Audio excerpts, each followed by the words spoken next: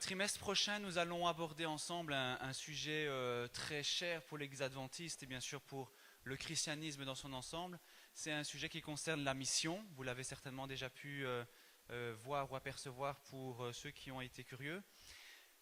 C'est intéressant puisque justement l'école du sabbat dans le fonctionnement adventiste est très liée avec la mission. On a des bulletins missionnaires pendant le temps de l'école du sabbat. Et depuis les débuts de l'école du sabbat, on a eu l'habitude dans l'Église adventiste de coller la mission, de penser à la mission en lien avec ce qu'on étudiait dans la Bible. Donc c'est peut-être pas pour rien non plus si pendant un trimestre, la conférence générale a proposé justement de sonder, d'étudier, d'approfondir cette notion concernant la mission. Alors oui, on va voir des notions théoriques pendant un trimestre entier. Mais je vous rassure, ça ne va pas rester au stade théorique. Et la conférence générale a proposé des petites nouveautés par rapport à ce qu'on fait habituellement, avec des éléments concrets, des éléments un peu pratiques pour nous aider à vivre justement la mission et pas juste l'aborder au sens intellectuel, théorique. On va voir que chaque jeudi, par exemple, dans le guide de l'école du sabbat, il y aura un petit défi qui va être proposé pour chacun des membres à vivre par rapport à la mission. Et ce sera des défis qui progressivement vont aussi, on va dire, s'accentuer, se développer, etc. Donc au fur et à mesure du trimestre. L'idée, c'est vraiment de prendre un petit temps pendant l'échange qu'on aura lors de l'école du sabbat, du partage de l'école du sabbat, pour discuter par rapport aux défis aussi qui a été proposé dans la semaine, s'encourager mutuellement, prier mutuellement les uns pour les autres par rapport à ce défi-là et à la manière dont on peut vivre la mission au quotidien et pendant certainement la semaine. D'où l'importance de vivre l'école du sabbat en petits groupes pour justement favoriser cet échange entre les différentes personnes pour permettre justement à chacun de pouvoir être encouragé et édifié par rapport à la mission. Et j'ai même poussé, je vais dire, la réflexion de manière personnelle, et je vous propose cette réflexion-là telle qu'elle. Est-ce que le temps de l'école du sabbat ne serait pas approprié dans ce cadre-ci, dans le trimestre qui arrive par rapport à la mission, pour justement, peut-être une fois à l'occasion sur le trimestre, ne pas se réunir confortablement sur nos chaises, là où on a l'habitude de se réunir, mais prendre ce temps-là pour aller dans la rue, parler avec les personnes qui sont autour de nous. Il y a un parc ici à côté qui est splendide et qui peut peut-être être l'occasion de rencontrer l'une ou l'autre personne, l'un ou l'autre besoin pour lesquels on pourrait répondre pendant cet espace, ce temps que Dieu nous met à disposition pour l'école du sabbat. Je ne vous dis pas de faire ça chaque sabbat pendant ce temps d'école du sabbat parce qu'on sait que c'est quelque chose qui nous est cher, mais je vous laisse la réflexion par rapport à ça et peut-être ça vous donnera des idées pour la suite et que le Seigneur nous inspire dans ce sens. Quelques pistes, suggestions pour vivre la mission. Déjà, ne considérons pas l'autre comme étant une proie, un projet, quelque chose qu'on va chasser. C'est un peu l'idée parfois qu'on pourrait avoir, mais plutôt comme un ami, une personne avec qui on veut fonder, on veut construire une véritable relation d'amitié. Et ça change peut-être déjà le regard qu'on peut avoir sur la personne qui est en face de nous. L'idée aussi n'est pas d'avancer trop vite par rapport à la personne qui est devant nous, mais de savoir s'adapter à son rythme. Va-t-on demander à un bébé de courir un sprint? Il n'est pas encore prêt pour le faire. Et de savoir jauger, avec l'aide de l'Esprit Saint, le rythme de la personne qui est devant nous, qu'on est en train de sensibiliser à la bonne nouvelle que nous avons et que nous connaissons.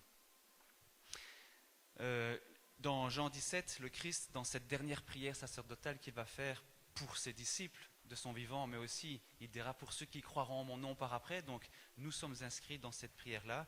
Le Christ va prendre la peine de nous dire « N'ayons pas peur de l'influence du monde ». Le monde, bien sûr, peut avoir une influence, mais le Seigneur a aussi une influence sur nous et à travers nous, sur les personnes avec qui nous allons rentrer en contact dans ce cadre-là. Il nous envoie non pas à nous réfugier, je dirais, dans nos murs qui nous protègent du monde, mais plutôt aller à la rencontre de ce monde-là, à la rencontre des personnes pour pouvoir tisser des relations, présenter la bonne nouvelle échanger et leur permettre de pouvoir rencontrer ce Christ-là à travers ce qu'on peut partager. Donc, l'idée que le Christ est en train de véhiculer, c'est oui, vous n'êtes pas du monde, mais n'ayez pas peur si vous allez à la rencontre de ce monde-là. Parce que c'est ce que lui a fait. Il n'est pas resté au ciel pour nous dire oui, oui, je vais vous sauver, mais voilà, je vais parachuter un plan, mais moi je reste tranquillement là-haut. Il est venu jusqu'à nous pour nous montrer aussi la voie à suivre.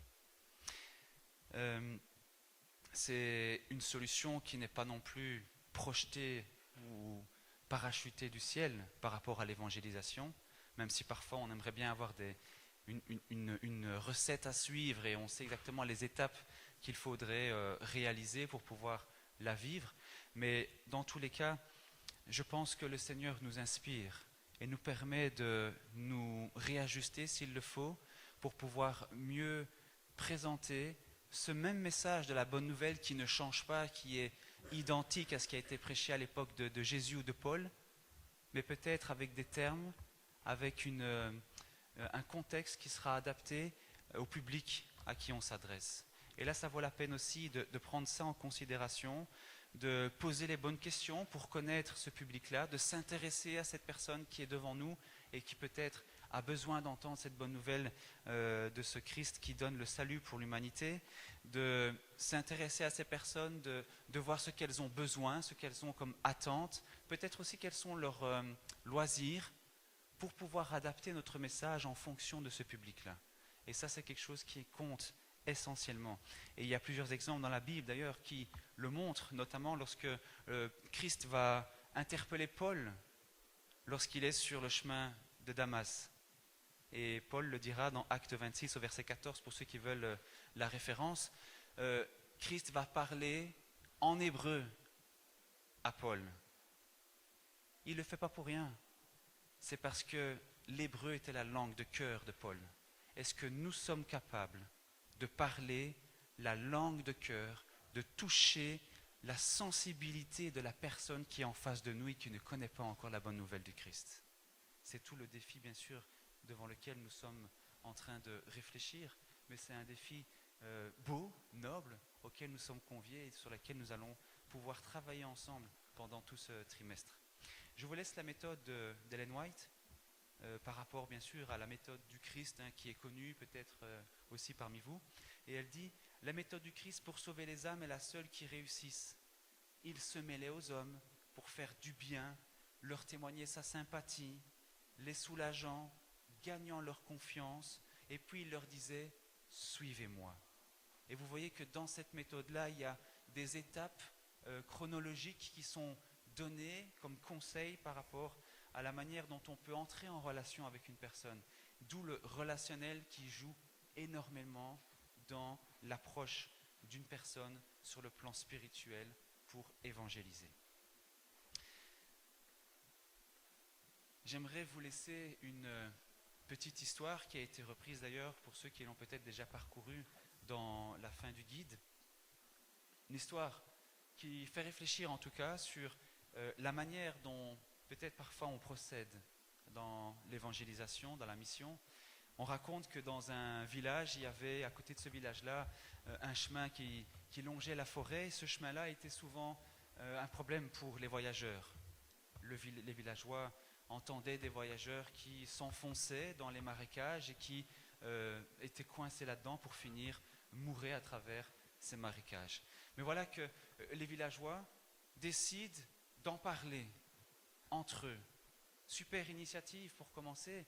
Et donc ils en parlent, ils vont même pour finir se cotiser pour créer une salle, ils vont se cotiser pour qu'il y ait quelqu'un qui prépare à manger pour ceux qui se réunissent, ils vont faire ensemble des études pour savoir ce qu'on peut mettre en place pour aider ces voyageurs qui continuent de marcher et de s'enfoncer dans ces marécages pendant tout ce processus de discussion. Les années passent et maintenant on a un énorme building sur lequel on peut travailler et discuter, mais il n'y a toujours aucune action concrète qui a été réalisée pour aider ces voyageurs. Par contre, on est toujours en train de réfléchir, de discuter. L'idée qui est derrière, est-ce que nous, en tant qu'Église adventiste, nous sommes ce village-là?